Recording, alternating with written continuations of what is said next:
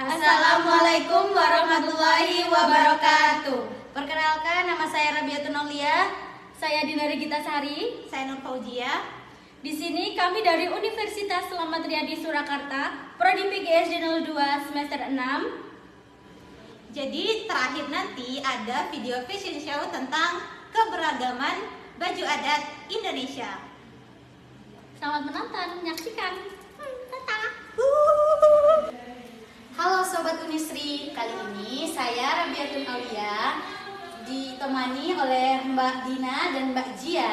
Halo Sobat Unisri. Nah, hari ini kami akan berbincang-bincang tentang P5 atau Profil Pelajar Pancasila. Profil Pelajar Pancasila adalah suatu program untuk membentuk karakter peserta didik.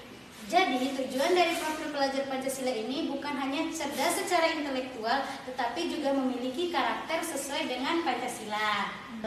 Ada sedikit pertanyaan dari saya untuk kakak-kakak mengenai penerapan P5 di sekolah. Yang pertama, bagaimana sih cara kakak-kakaknya mengintegrasikan nilai-nilai Pancasila kepada peserta didik dalam penerapan P5 ini, termasuk menggunakan baju tradisional? Oke, aku duluan ya. Jadi menurutku seorang guru itu harus dapat menerapkan nilai-nilai Pancasila dalam pembelajaran, apalagi dalam mengenal baju adat ya.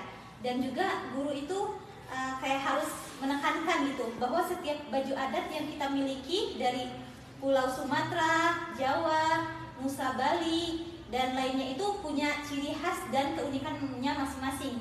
Jadi kayak kita tuh harus bangga dan memberikan kayak apa ya? Memberikan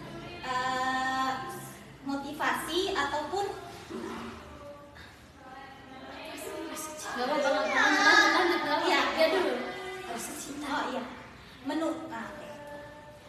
Dan juga menumbuhkan rasa cinta siswa itu terhadap keberagaman baju adat tersebut.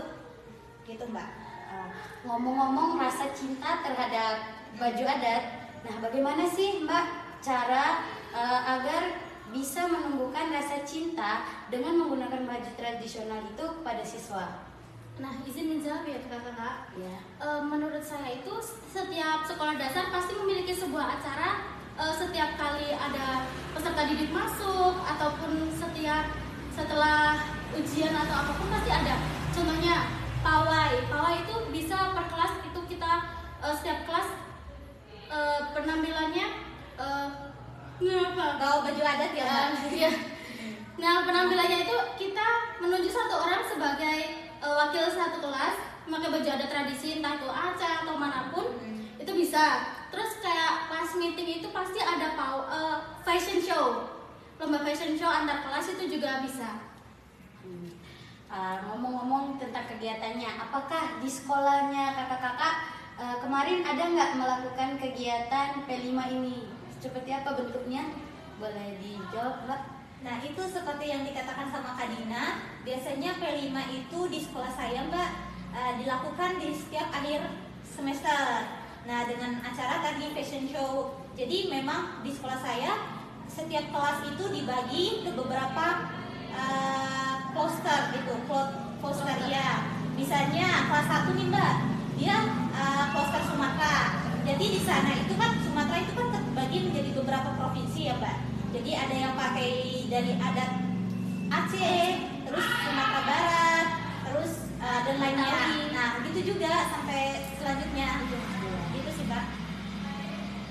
Terus nih Mbak, bagaimana baju tradisional dapat membantu siswa memahami pentingnya toleransi dan saling menghargai? Karena kan kita tahu di Indonesia ini berbeda-beda. Nah, silakan dijawab, Mbak. Mbak Dina duluan atau gimana? Ya benar aja, Mbak. Oke, menurutku juga karena Indonesia ini memiliki banyak sekali suku dan adatnya, pasti juga datang dari suku dan adat itu pasti beda-beda tuh baju adatnya, Mbak ya. Iya. Nah, contohnya saja pakaian Papua tuh adat Papua, Mbak. Nah, dia kan sangat unik banget kan dibandingkan dengan pakaian-pakaian yang lain. Nah, nanti kan siswa itu akan merasa bahwa ya walaupun kita ini berbeda, tapi kita tetap bisa saling memahami, toleransi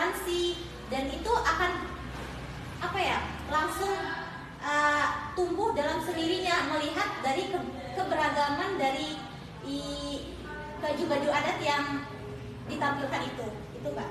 Nah, di Indonesia sendiri kan banyak keberagaman baju adat ya Mbak. Di setiap daerah itu baju adat itu pasti memiliki suatu arti dan keunikan masing-masing. Nah, maka dari itu peserta didik harus mengetahui keunikan tersebut biar kita tidak menjelek-jelekan baju adat dari daerah tersebut. Nah, ngomong-ngomong pelaksanaan, sebagai guru pastinya kita sebagai guru ada kendala dalam implementasi kegiatan tersebut. Nah, kendala dari mbak-mbaknya dan cara mengatasinya bagaimana, Mbak?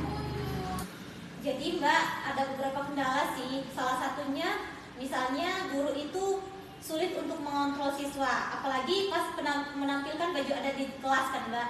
Siswa itu kan biasanya penasaran tuh, jadi riweh, gaduh dan lain-lainnya. Dan itu sih Mbak biasanya kendalanya.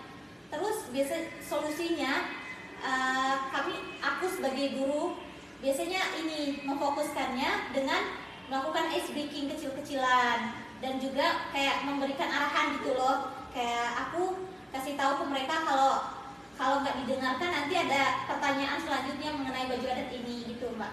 Tambahan dari saya, biasanya kan peserta didik kan mungkin suka permainan ya atau tebak-tebakan. Nah itu guru tuh bisa kayak contohnya pakaian adat ini berasal dari mana. Terus selanjutnya kalau pasti ada lagu lah dari berbagai daerah kan ada kan ya Mbak. Itu juga bisa masuk.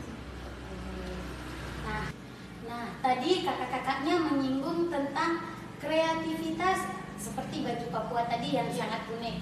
Nah, bagaimana sih cara kakak-kakak mengajarkan siswa untuk lebih aktif dan kreatif dalam mempelajari dan memperkenalkan baju adat?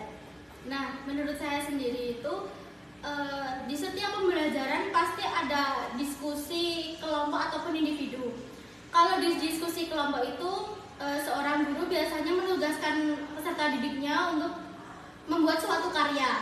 Nah, suatu karya tersebut karena ini tentang baju adat, kita bisa membuat pakaian adat Papua dengan memakai raffia serta memakai sedotan untuk hiasan di bagian dadanya. Itu bisa karena raffia itu kan mudah dianyam ya Mbak ya. Itu bisa masuk nih. Iya sih, setuju juga Mbak. Kayak misalnya dari NTB nih, kan itu akan ada kayak suntingnya. Suntingnya bisa diganti, kita buat sendiri pakai kertas, minyak itu juga bisa gitu. Sekreatif peserta didik Bu. Nah, pertanyaan terakhir bagi kakak-kakaknya, Ya. apa sih pesan kakak-kakaknya kepada peserta didik agar dapat mempelajari dan melestarikan baju tradisional sebagai identitas bangsa? Menurut saya, kita sebagai warga negara kita harus bangga atas warisan budaya kita ya. Iya. Karena itu salah satu bentuk Cinta tanah air kan Nah, Mbak? iya. Ya, benar sih kata Mbak Dina. Memang salah satunya itu menumbuhkan rasa bangga. Kalau kita udah bangga kan pasti kita akan cinta tuh terhadap apapun. Mulai dari baju adat kita, terus keunikan yang kita miliki, gitu. Oke guys, sekian bincang-bincang kita hari ini. Setelah ini kami akan memberikan video tentang bagaimana cara penerapan P5. Oke,